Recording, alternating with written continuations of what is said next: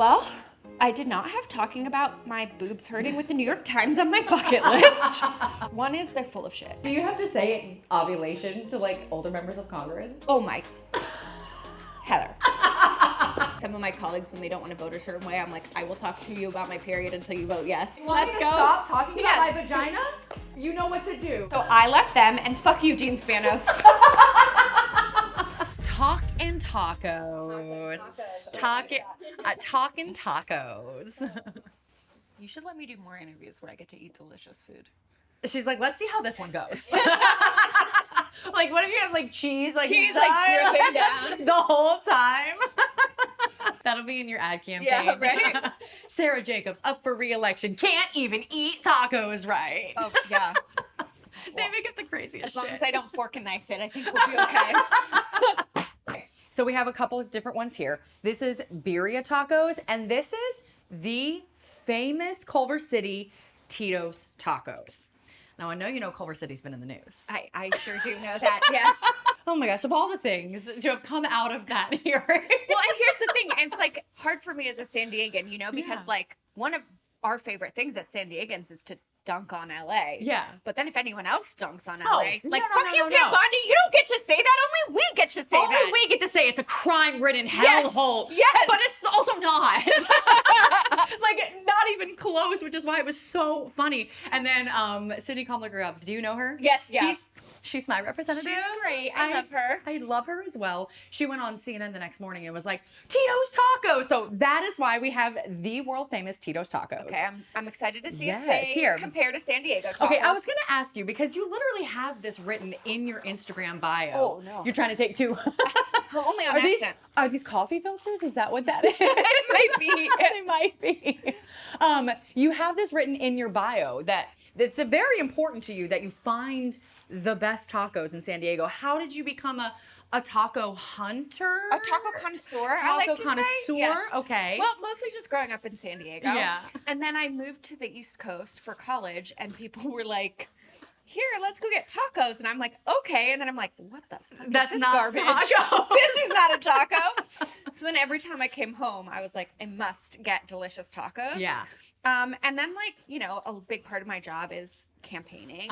And I'm about to have my 3rd district in 4 terms. So, like, often new communities to get to know. And so I just get to know them by trying to find the best taco shop. All right, let's see. I'm going to say, this is a great way to think about my next question because I'm chewing. Yeah. What do we think? Okay. I don't feel like that was very enthusiastic. I will say, I like that it's not like dripping in oil, No, but still definitely nice and crunchy. I think they do fry these, so there is that. Yeah.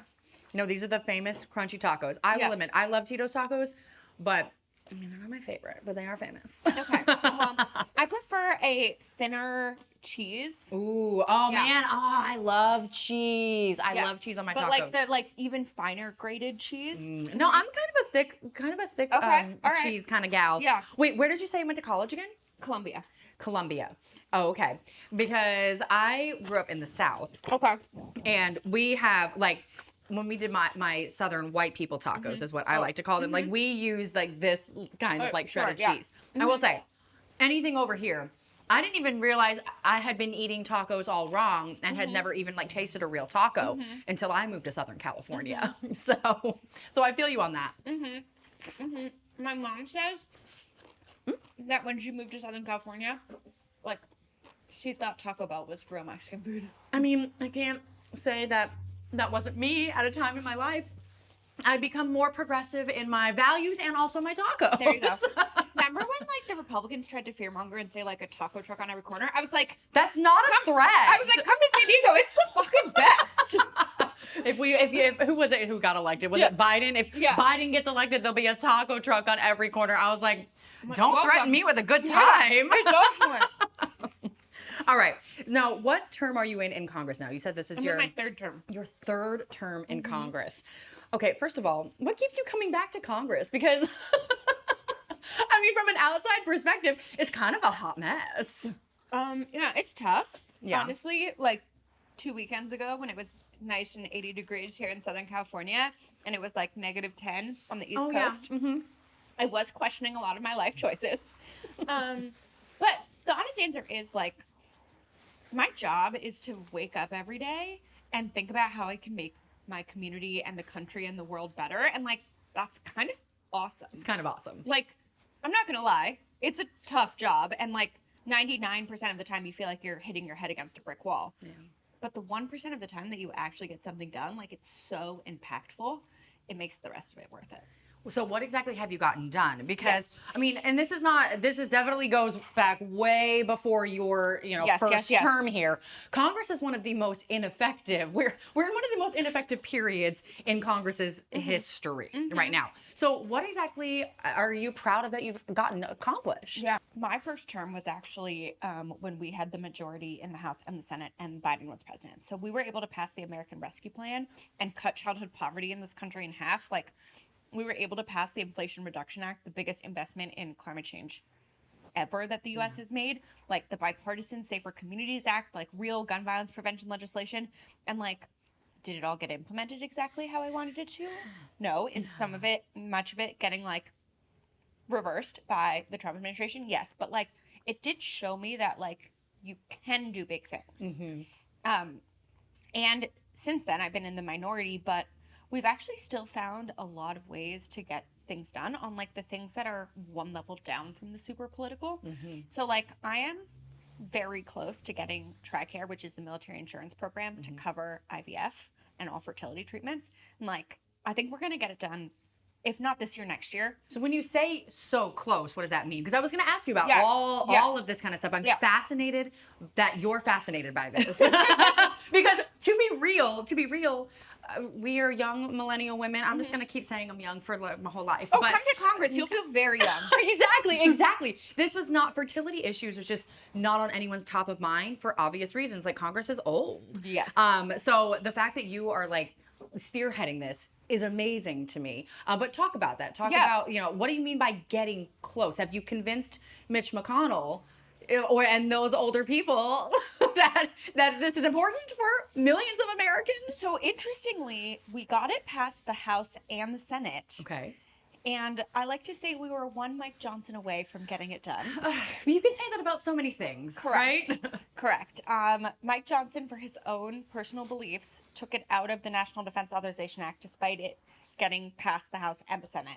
But we're going to keep working on it, and we will be in the majority next year, and then he will not have the ability to be the one to take it out. Which, honestly, it makes no sense to me, because this is the party. He is the family party, the party of family values, the one that's telling women that they need to not get an education, not get a career, they need to stay home and have children. Like, this is literally what they are saying and spearheading here.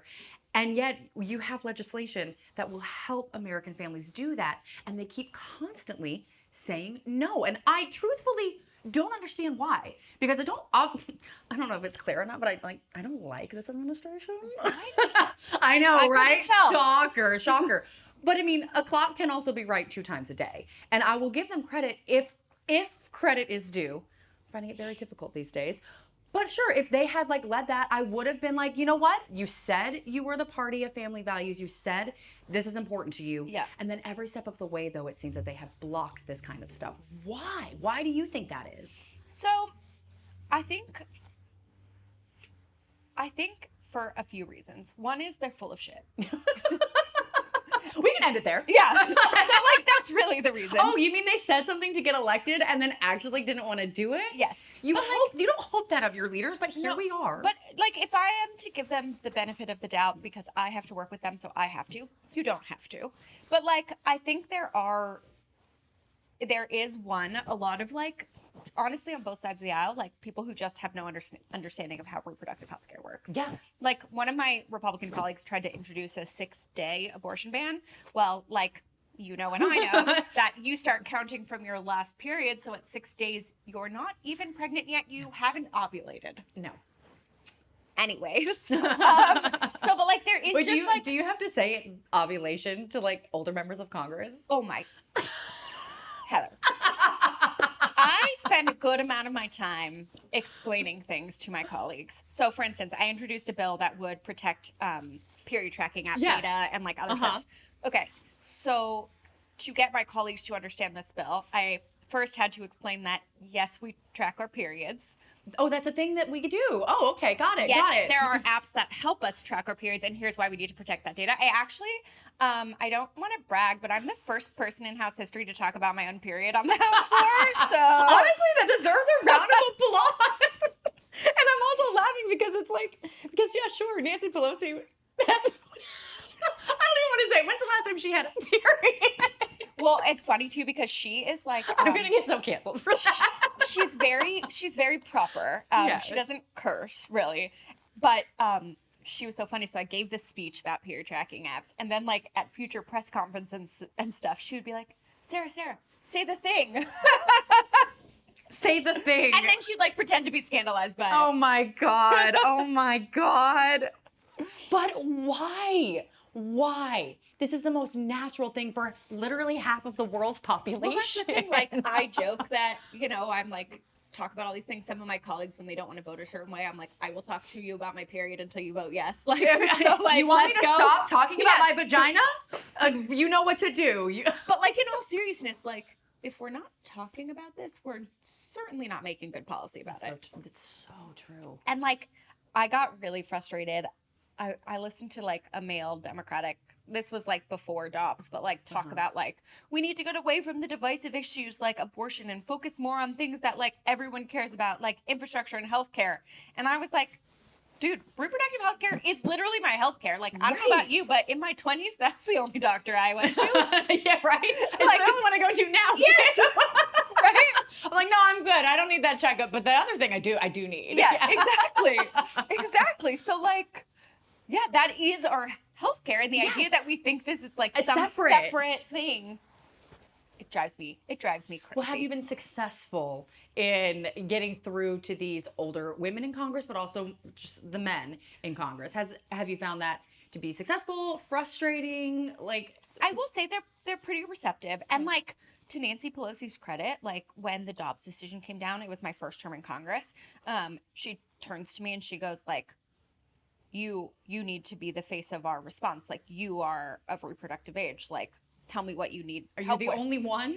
There were a few of us at the time. Yeah, I'm AOC and I are the same age, so like, but like not as many as you would watch. Exactly. Yeah. I think 14 women have ever given birth in Congress. Many men have young children. Oh, I thought you were about to say many men have given birth. I'm like, oh wait, I didn't hear about this. Well, if you want to get into that, so my little brother is trans, and he is pregnant. Wait. Yes. Oh, congratulations. Thank you. And I have also gotten to explain that to my colleagues. And how did that go? I have a whole way of explaining LGBTQ plus issues to my colleagues where it's like, for a lot of them, it's hard for them to understand that like, it's actually 3 different things, right? Mm-hmm. So there's like your physical body. Right. Then there's your sexuality, and then there's your gender identity. And we kind of lump them all into one acronym. Right, trans, yeah. Yeah, but like they're actually 3 distinct things. Right. And like, so I have gotten them to understand it a little bit more. But it's a journey. It's a journey. But to answer Ted Cruz's question, yes, a man can be pregnant. My little brother is pregnant. He gives birth any day now, actually. Oh my God! I know, I'm so excited. Oh, I was gonna ask. Well, no, that's their business, not mine. I was like, boy, girl, but no. They're not telling. Okay, so you don't even know.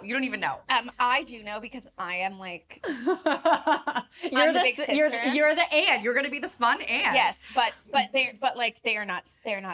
Oh, I see. Do you have nieces and nephews? I do. So my older brother has 3. Oh, yeah. My sister just had a baby as well, and I tell you what, fun, cool aunt life is the best. Is the best. Like, my nieces and nephew, they call me Rara.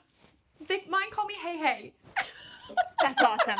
Yeah. You just have to like find a syllable that they can latch on to. And then my oldest niece now is like almost 8 and she still calls me Hey. And I'm like, the second you call me Heather, I will literally melt into a puddle and die. So my oldest niece, we share a birthday and she just turned 4. Oh.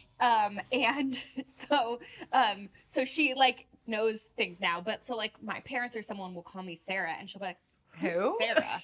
Like, who is that? Oh, do you mean Rara? Oh, that is so funny. That is so funny. Yeah. Well, honestly, like I said, kudos to you for taking the time to educate Congress on these vital, important things. But you took it one step further, and I found this part fascinating. You froze your eggs. Yes. And you not only just went through that process, you documented that process very publicly on social media, something that you didn't have to do.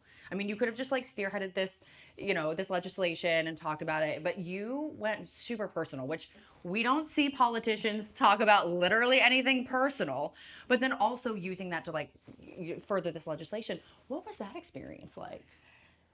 Well, I did not have talking about my boobs hurting with the New York Times on my bucket list, but here we are. But here we are. But like, you know, the reason I did it was that actually when I was first thinking about freezing my eggs, like it was something all my friends and I were talking about all the time. I'm sure same for you, and like trying to figure out how to do it, how to like pay for it, like when's the right time to do it. And then like I got to Congress and none of my colleagues had ever even like heard of it. They'd never heard of freezing your eggs? I don't think so, no. Age gap or just ignorance? Like knowledge they hadn't gap? heard of IVF. Okay. So some of it is just like if you're not fully going. I mean, I'll be honest. I learned a lot about my own body in the process. Yeah, no. Because like they don't actually teach you much about women's bodies in health class. No, I mean, I grew up in the South. I had abstinence only education. Oh, okay. So I mean, so I knew nothing about that until, of course, you go to college. And exactly correct. Like you and your friends talk about this kind of stuff. And so one, I wanted to like destigmatize it because there was also this idea that it's a sad choice. Like, oh, I'm so sorry you have to freeze your eggs. I'm so sorry you don't have a partner, or so sorry you're not in the position. Yeah. It doesn't have And to be like that. to me, it didn't feel sad at all. It was actually like about taking agency in like a decision, and like actually felt very empowering to be like, I get to decide what is right for me. Right. So there was that piece. There was like also the education piece. But then also like, I don't know, I've just been feeling more and more lately. And, you know, I think our generation probably feels like a real mistrust of government and institutions and leaders. And like rightly so, right? Like we were in middle school when September 11th happened. Our whole life was in the shadow of these forever wars. We graduated college during the Great Recession. Like there is just like a natural mistrust. And like to me, the way you like build trust is by like being really honest and like open. And like I was like, if I want my constituents to feel like they trust me, like I need to trust them back with this like information that is like very close and like personal. So yeah, that's why I did it. But it was a lot of people do come up to me and tell me a lot about myself that I'm like, yeah, you do know that, don't you? I think sometimes we forget the internet is like public. Yes. and forever. It was quite easy, but I did Google Sara Jacobs egg freezing, and so many things came up. Yes. For better or for worse. Yes. It did actually, though, help get my parents to stop asking me when I'm giving them grandkids. So there was a You're there like, was I a got bonus. a plan for the future, Yes. Mom and Dad. Yes. I'm like, you can read the New York Times. You'll see. What a flex. Because I get that question too. I am married. I have been married. It'll be 11 years this year. I'm nearing the end of my 30s. I hate that. But I get that question all the time too. And I would love to be able to just point them to the New York Times. All right, I want to shift gears. So maybe we should also shift tacos. Should we do the birria? Yes. So what is this one called? The queso taco? Okay, queso taco. I guess it's a birria. Okay. Do you like birria tacos? I love birria tacos. I didn't even really ask. I love almost all tacos except I don't eat shrimp, so that's the only tacos I don't eat. You're but allergic, otherwise, right? Yeah. That is such a bummer. I won't kiss you. I had shrimp last night. Oh, that's okay. I'm not that allergic. Okay. But I love a good birria taco. This is like a double like crusted one. Interesting.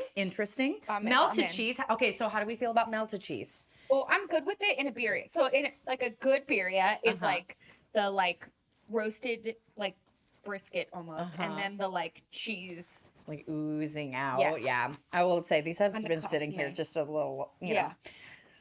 I wish we had a little taco truck like right outside. Actually, we might over there actually. Taco trucks on every corner. I'm telling you. This is a good policy. It's a good policy. All right.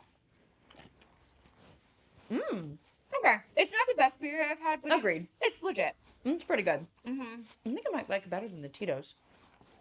Interesting. Yeah. Let's do another bite. I really got to get it in there. Yeah. All right. You are part, as I choke, you are part of the Armed Services Committee. Mm-hmm. Now, they provide congressional oversight on the military. And as I'm sure you're aware, the military has been moving its way to the Middle East. And I will admit, I'm not well-versed in foreign policy at all. But I always had this understanding that the president couldn't just do these things without Congress. And he's not asking for permission or forgiveness. Have a bite of taco when talking to me about war in the Middle East. So, look, the Constitution is pretty clear that Congress gets to declare war and peace, right? Mm-hmm. We are the Article 1 branch. The president is the commander-in-chief of the armed forces, but Congress gets to declare war and peace. Many presidents from both sides of the aisle, frankly, have extended that Article 2 authority to its edges. Right. And so, you know, I do think this is one of the areas where we as Democrats need to recognize, like, our presidents did it too. Yeah. When you say like extend the, you know, just push the limits of his power, basically. Yeah. So like they will often say, for instance, like, if it's an imminent attack, then the president has inherent Article 2 authority is what they'll say. Okay. And, you know, in the 70s, Congress got kind of fed up with presidents who were doing that, Nixon in particular, and they passed the War Powers Resolution, which tried to put some constraints around, like, so, for instance, the president can do that, but then within 60 days, they need to get congressional approval or pull the troops out. Okay. But so, like, presidents, both parties, will get very cute with this, and they'll be like, well, since it's only airstrikes and there's no boots on the ground, it's not war in the constitutional sense of war. Was Trump like, it's only kidnapping the president of another country. It's not really war. Well, basically, yes. And that's just okay, because that to me was wild. I mean, and I grew up with like 9/11. Like, obviously, I think as far as like world conflict, like 9/11 sticks out to me as like the biggest one in my mind. But that was shocking to me. And it just kind of seemed, that was what, like a month ago? Or in my mind, January 3rd. Okay, so a month and a half ago. Yeah. But also in my mind, 10 years ago, because God, everything has just moved so quickly. But it kind of just felt like everybody just moved on. And I feel this with, obviously, military stuff and foreign policy stuff. I feel this with so much of the administration. Well, and like, that's kind of their strategy, right? So, like, my youngest sibling is 7 years younger than me, and so I used to have to go to his like soccer games and stuff when we were growing up. And you know, like little kid soccer, where like everyone runs towards the ball. I'm like, we gotta stop being little kid soccer, where everyone's running towards the ball, and we need to play like zone defense. I'm not actually a sports girl, so like bear with me on the metaphor. Like we gotta play zone defense, where like everyone is doing their piece, and so like each one of us is not necessarily going to be covering the whole field, but like all of us together will have it all covered. So like. That's what I think is important, so that we don't get caught in this trap where they are literally trying to just distract us and keep us like outraged about the next thing. Right. But like on this foreign policy stuff, so I'm on the Armed Services Committee and the Foreign Affairs Committee. Okay. And I'm very concerned about the buildup of military that we're seeing in Iran. And yes, there is no congressional authorization. There was no congressional authorization when Trump bombed Iran during the 12-day war last year. I'm very concerned about like the lack of a real plan. Like, are they trying to do regime change? Because like, first of all, that's a really bad idea. Yeah. And second of all, like they don't have the congressional authority to do that, nor do they have a plan for what. Well, it doesn't seem like it doesn't seem like they care about congressional authority and laws and the Constitution on pretty much anything. Yeah. So I don't mean to like roll my eyes, but it's just like, they don't care about none of that. But you know what's interesting, actually? It's true. They don't. The courts still do. Yeah, that's fair. But what's interesting is that, like, I actually think this is an area where I do think some people in the MAGA coalition, like, Trump ran on ending wars and being the peace president. And so, like, I do think that he's going to get some heat from his own I've been waiting for this heat. And I have been standing out in the sun waiting for all of them to sweat. And it just seems like they won't do it. I'm like, what is going to be? You thought it would be the Epstein files.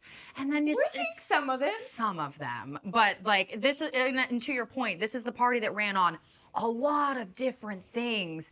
And all of it seems to be bullshit, you know, to what you were saying. All of it. And we just see these, oh, Thomas Massie is the one person siding with Ro Khanna in the Epstein files. And Susan Collins continues to be very concerned about it, you know, all this stuff. And it's just like these trickles. And I'm just like, can we like stage a sit-in in the Oval Office? Like, do we have to be in there with it? No, it probably smells really bad in there. I don't want to see the gaudy gold. No, but at the same time, though, like, I just feel like there's I mean, you can clearly tell that I'm frustrated by all of this going on. And it's not you, but like the country feels like this is what, we're just overwhelmed and frustrated and just sitting here being like, well, who's supposed to do something? Yeah. Who's in charge? Well, and I completely share that frustration, to be clear. And look, I think there's more we can be doing and should be doing, and I'm working on trying to get that to happen. But I also think, like, I think that we also all of us, not like me as a politician, but like me as a human, like need to recognize that there's no savior. It's not like, oh, if only we had whatever. It's so like, true. That's just not how it works. No. And so, like, who's saving us? We're saving ourselves. Yeah. And, like, it's actually going to take every single one of us doing our part. So before Congress, I worked in international conflict resolution. So I worked in other countries. Which is crazy, by the way. When I say that I'm not a foreign policy, I know nothing about this. And so I was reading your bio and I was like, oh my gosh, she's like smart. Well, I appreciate that. But well, first of all, I've worked in other countries that are way more torn apart than our country is now. I know it's hard to believe, but like, they have found ways to come back together. So I know it's possible. So yeah, it is possible. And what you see in other countries that are experiencing the kind of democratic backsliding that we are experiencing now, basically, if they're able to put together a broad-based pro-democracy coalition, which I would argue we are seeing right now, they have a better than even chance of getting a better democracy on the other side.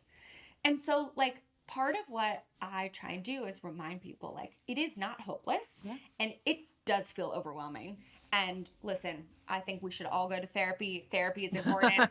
I just had a therapy session with my therapist where we like spent a lot of time on like, it feels hard because it is hard. Yeah. Like it is hard right now. And so it feels hard.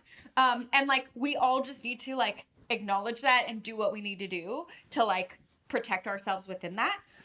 But we actually know, like there are real tangible things we know to do to get out of this. We've seen other countries do it. And a lot of that is, it starts at the really local level. It's not going to come top down.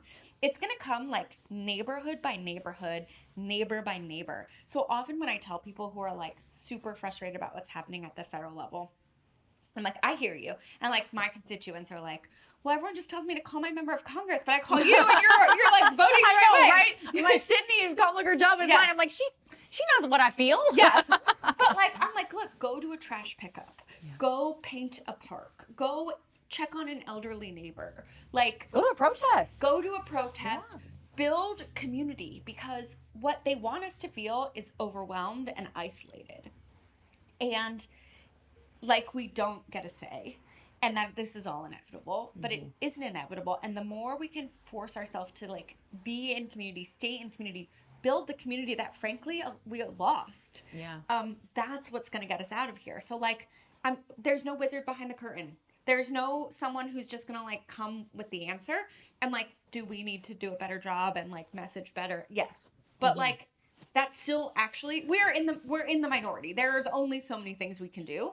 And like, it's actually going to take all of us doing our different piece and like a countrywide zone defense. Let's say. I mean, I saw a video just yesterday and I love these like, this wasn't a small win, but I love those like small wins where like a community came together and they literally, it was in New Brunswick. I forget the state, but New Brunswick, and they protested a data center, and there was maybe like just 100 people there, and then they got it stopped. Like they literally got it stopped, and you don't see that on the national news because it wasn't big enough to, and it was a peaceful protest, and obviously that's not what they like to show on CNN and the mainstream media. Yes. But I found that very encouraging. Yeah. Is that like these 100 or so people came together and said, not in my backyard, for the right reasons. Correct. For the good reasons. Yes. You know, to stick it to the billionaires and to stick it to AI.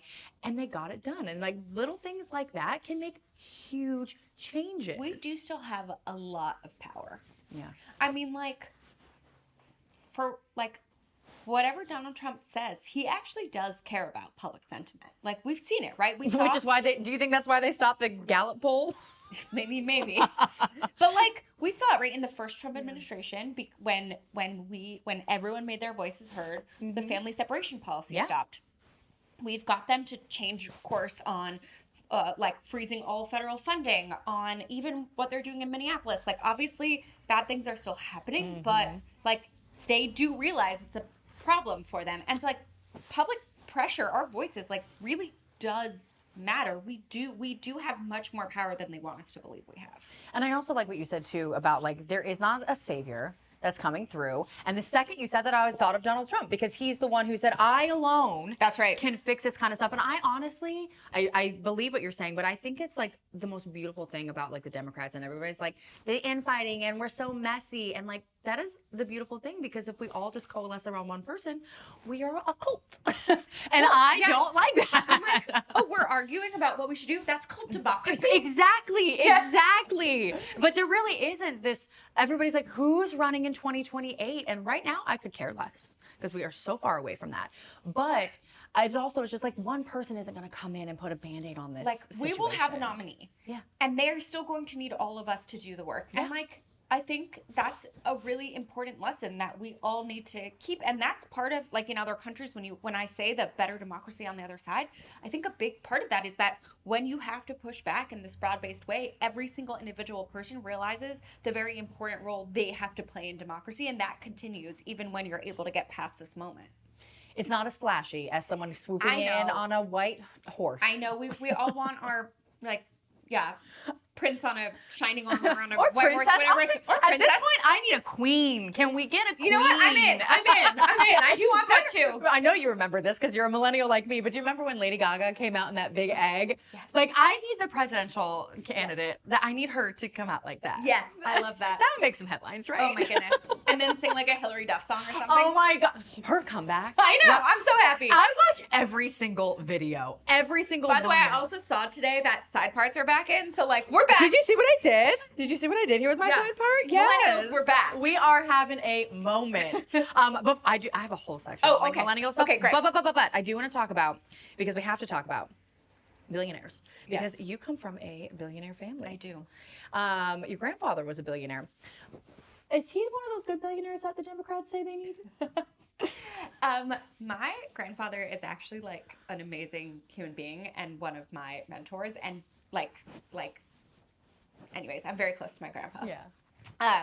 And he literally like knows how lucky he was. Like, he was the first in his family to go to college. He went to Cornell on a scholarship. He taught at public university, was able to get like public funding for his research. He was a professor. And like, he basically taught us from the day we were born, like, we were lucky. It's because other people invested in our country and our institutions that allowed this to happen. And it is our job to make sure that every kid gets the kind of opportunities that my grandpa was able to get. And so, like, that's really what has, like, guided me. I actually, like, very nerdily in high school. Well, like, okay, nothing makes you realize how unfair a system is than, like, having a bunch of things for the, sole reason that you were born. You're like this fair. Is not fair. Yeah. I did not do anything. I was just born. And so like in high school, I like decided I wanted to like use all the privileges I had to like make the system fair. And that I wanted to work on the biggest challenges impacting the most vulnerable people. And I feel like there are two kinds of problems. The ones like we know to solve, we just don't have the political will to solve, and the ones that we don't know how to solve, and like even when we want to. And I was more interested in that second category, and that's kind of how I ended up working in international conflict resolution. And then that's how I ended up coming home, because I realized if I was going to stay true to that very nerdy mission statement I made for myself. What I said, you're smart. You're one of those girlies. That like the biggest issues impacting the most vulnerable people is actually happening here at home. Yeah. So that's why I moved back home to San Diego. And I did not think I was going to run for office. Actually, this was not what I had intended for my life. But basically was told if I wanted there to be a young person or a woman, I had to do it myself. And that's kind of the way of the world. Yeah. What did you want to be instead? If you didn't, if not politics, what did you grow up wanting to be? So I thought I was going to be a diplomat. Like, I wanted to be one of those people. Pretty politics. Yeah, I thought I was going to be one of those adjacent. people who like went and like negotiated like peace deals and solved conflicts and stuff. Although both my grandpas actually were electrical engineers, and so for most of my life, till the end of high school, I thought I was going to be an electrical engineer, and I actually that's what I applied to colleges for. And then I went and visited and realized it wasn't For you? choice for me. Yeah. Hey, at least you tried it out, though. Yeah. Because I think for a while, when I was a kid, I wanted to be like a vet or something. I never tried it out. And if I had gone down that path, I'm not smart. It wouldn't have worked out. I think you would have done great. You're very kind. I don't think so. How many pets have I killed? No, I'm just kidding. Well, I mean, look, you could still be Secretary of Homeland Security, Oh my apparently. God! So apparently fine. I'm dying. Oh, so I have no follow-up. That was brilliant. That was perfect. Have you ever been on a private jet? Yes. Yes. They look kind of nice. I'm not going to lie. Pretty great. I'm not gonna lie to you. I've never been on one. I had an opportunity one time, and then COVID ruined that. I feel like one time would be kind of fun. Yeah, I mean, there is something very nice about not having to go through the airport. Listen, I have to go on a Frontier flight tomorrow, okay? When I do these kinds of things, I'm like, maybe the billionaires have it right. But like, for the record, I fly economy commercial back and forth across the country. I do not have You don't use tax dollars? I do not use tax dollars for anything except economy. I do not have a private jet. Good to know. Christy Nome, she might, too. yeah, I guess so. And that is taxpayer funded by us. Yes. I know. I mean, the billionaire tax, the billionaire wealth tax that here in California. Here in California, Yes. I was reading all about it because Bernie was here last night, and I have to know, what do you think about that? I am, in general, supportive of wealth taxes. I think there's a lot we need to figure out in terms of how you implement a wealth tax. I try and not tell my colleagues in the state legislature how to do their jobs, because I don't like it when they tell me how to do my job. And I do federal policy, not state policy. Right. But actually, part of how I, see my role in, using my privilege to make the system fair is, I actually spend a lot of time being here's actually how we could tax wealthy people more. Let me tell you, I know how these things work. Yeah. And for instance, a lot of what people talk about is about income tax, but actually very wealthy people don't often make income. Mm-hmm. All of their wealth is in their stocks or their properties or art, whatever. And so just working with my colleagues who don't have the same background as me to really think about, if you really want to get after the problem, these are the kinds of things we would need to tax. Yeah. So was that a yes or a no? On the billionaire tax in Florida, in California, yes. Truthfully, I have not read up on the specifics of it because, again, I do federal and not state. But in general, I am supportive of the idea of a wealth tax. I think I'll accept that answer. You're like, can we eat some more tacos and talk about millennial stuff? So I actually introduced a bill that would increase the estate tax, so what wealthy people pay at death, and have all of that money go directly into childcare funding. And I like to think of it as taxing trust fund kids to create a trust fund for Which all you of would have America's been kids. one, yeah. Which I am. Yeah, yes. yeah. No, yeah. It's literally impacting me. Right. Yes. Exactly. Yes. But so we need to tax wealthy people more. Yes. but on the specifics of this one. Okay. I just haven't read it, if I'm being honest with you. It's new-ish, and like the governor, Gavin Newsom, is against it. Bernie Sanders is making a whole run up and down the coast, obviously for it. He's always about taxing the billionaires and the millionaires. In my true nerdy fashion, I really try not to support something till I've actually read it. That's because so I'm fair. like, details actually matter quite a lot in these things. They do. But I think you and I are definitely in agreement. Like, we got to find some way to tax these rich people. Absolutely. And honestly, I will say, like, knowing your background and reading about your background, you coming out and saying that is huge. It is huge because it's not going to affect people like me. It's going to affect people like you, and then in turn affect people like me. Yeah. And truly, honestly, though, there's a lot of rich people in Congress who don't want to talk about this. You know, and it's funny because, like, I used to be really, I wouldn't talk about my background. Like, when I first started in the workforce, I would, like, not wear any designer clothes, and I didn't want anyone to, like, know who I was and stuff. And it was only running for Congress, actually, that I had to, like, publicly... like bridge my like career identity and my personal identity. Was that your choice, or was it because your grandfather helped run your or helped fund your campaign? Well, it would have happened either. I mean, my grandfather was very generous. Right. But it would have happened either way. I mean, like, everyone in San Diego knows who my family is. Fair. So like it was just kind of this, like, for me it was kind of this like reckoning with myself of like, am I ready to like kind of step into this and like really own it in a way that I hadn't. I was 28 when I started running for Congress the first time. So, you know, it was like a lot of therapy. But like, I really do feel like it's another thing where like, if we're not talking about it, we're not making good policy. And like, I think it's important that there are wealthy people who say like, I benefit from the system and I know that this system isn't fair. Right. All right, ready for some millennial questions? Okay, yes. She's like, please. We good? All right, we're wrapping it up. Okay. All right. I have a couple rapid fire questions, and then I have some really fun millennial stuff. Okay. Did Mike Johnson really try to mansplain the border to you? Oh, yes. Mm-hmm. How would that go? So this was before he was speaker, actually. We were in the Armed Services Committee together. Oh, of course he was in. He was on the Armed Services Committee. Yes, and he was trying to talk about like all this border stuff. And I was like, excuse me, what border are you talking about? You represent Louisiana. Like, do you not want like the Floridians coming? Like, as a Floridian, I get that. Okay, yes. Build the wall. Yeah, I was like, I mean, that's fine. I actually represent the border community of San Diego. Would you like me to tell you what it's actually like at the border? Did you give him a tour? He's not asked me, but if he wants to come to San Diego, I'm happy to give him a tour. Of course not. Okay. The Chargers used to play in the stadium that was named after your grandfather's company, Qualcomm Stadium. Yeah.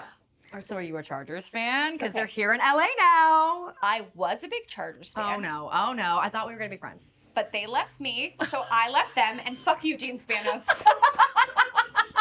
And I stand by that. That's going to be on an ad. Everything you say. Honestly, in San Diego... It's good for you. It's good for you. I don't know anything about sports. I don't even have a follow-up. I'm like, who's this guy? But we don't have time for that. Also, go Padres. I do like the Padres. I do. Yes. See, we can be friends. Wait, here's the thing. I like sports. I don't have like a specific team. I don't care. I just like enjoy going to the games. The baseball games are fun. And the Padres are fun. Park is like, I would say, the most fun stadium to go to. I will say, I love Los Angeles, but like San Diego is gorgeous and beautiful, and I love doing all of those things down there. My parents are actually flying from Georgia specifically to come to a game in San Diego. Oh, that's so fun. Yeah, a baseball game. My dad was like, I just want to see baseball. Let's go to San Diego. So I'm excited to take him there. That's awesome. That makes me so happy. All right. So you said you were a bad millennial because you don't like avocado toast. Yes. What is your beef with avocado? Okay. Well, actually, I do like avocado. I just don't like avocado toast. So let me... let me explain myself. Please, you need to. Yes, I was, what's the political thing? I was taken out of context. No. So, okay, I love chips and guac. I was about to say, we should, how do you like avocado on tacos? Okay, I love avocado on tacos. I love chips and guac. Yeah. For me, it's something about the texture of like bread and avocado that I don't like the texture together. Like, I think you need the crunchy chip to make it work. I will say, try it on like a rice cake. Okay, that's interesting. Give it a try. Okay. That's how I do it because us women, we have to worry about cutting carbs. Yeah. And so I'm always just like trying to do it on a rice cake. Okay. Give it a shot. But like, why when I could just have chips and guac? That's so much better. You're right. You're right. And all these chips are here. And I was like, they're the loudest chips. And I didn't want to crunch them while we were talking, but they've been staring at me this whole time. Chips and salsa is like my favorite food. It's so good. Yes.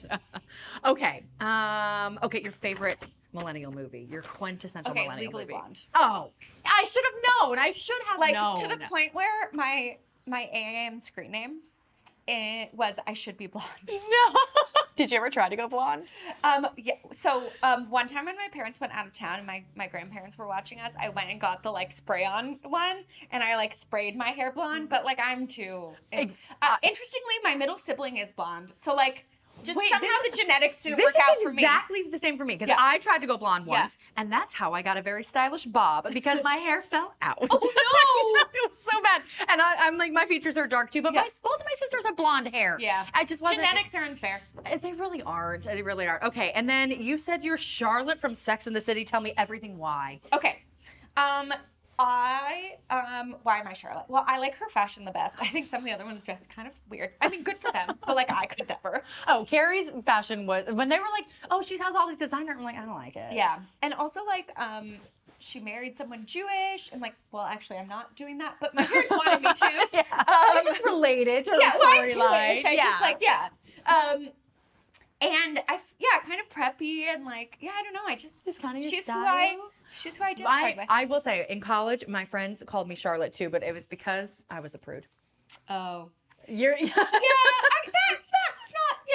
not far I off. love how you were. I'm not going to ask you this question, but I saw you're like, nope, we're not going to reveal. Okay. And then I have a fun little game for you real quick. Okay. Are you smarter than a millennial? Oh, but I am a trivia. millennial. Okay. See, point out plot holes in my game here. I'm sorry. No. All right, so this little trivia question. Okay. What flip phone was the status symbol of the early 2000s? Oh, the Razor. Jeez, I didn't even need to put the clock on there. Wow. What did everyone die of in the Oregon Trail? Cholera. Fjording the river. These are good ones. I died doing all those things. Cholera, fjording the river. Dysentery. Oh, damn it. That's so funny. When I was doing this, I was like, that's the one I actually got right. Okay. Okay, yes. Name the movie from this quote. You're just a virgin who can't drive. Oh, Clueless. Yes. Did you like Which, by the way, why have they still not invented that closet? Like, we're in the year 2026. With robots and the AI? Yes. Why can we not have Cher's closet? Well, first of all, probably because everyone in Southern California can't afford it. Well, that's an interesting point. Space. That's an interesting point. My closet's like this Let's big. fix housing costs and then, like, all this AI and they can't give us Cher's closet. Oh my gosh, you're making good points. Okay, which two pop stars kissed at the 2003 VMAs in a moment that broke the internet? That wasn't Britney and Justin, was it? You got one half right. Oh, it was Britney and Madonna. Yes! Wow, throwback. I know, right? I was like, I forgot about that. Wow. Okay, can you name the logo? Napster. I didn't know. I didn't even finish the question. Which, if anyone's asking, I did not do illegal downloading. Obviously, I would never. I liked LimeWire. Luckily, neither one of these companies exists That's anymore. true. And then the last one, you're going to know this. Well, let's see. Okay. In which movie did Reese Witherspoon meet her now ex-husband, Ryan Phillippe? It's with, they had the Jaguar, and Ryan Phillippe drives it. Cruel Intentions. Yes, Cruel Intentions. I was not allowed to watch that when I was a kid, so I'm going to have to go back tonight. It's a very good movie. I know, but I heard it was like scandalous. It is scandalous. Yeah, but I grew up Christian, and I wasn't allowed to do anything fun. Oh, yeah. Mm-hmm. Yeah. Well, you should watch it. It's a good movie. I really should. This was fun, though. This was awesome. Would you like to take some tacos with you? Well, I'm going back home to San Diego, so no offense. No. So you can say San Diego has better tacos. I will eat some delicious San Diego tacos when I get home, and I'm excited. I will. They have some good tacos in San Diego. We're closer to the border. It's so true, and we love it. Thank you so much. Thank you.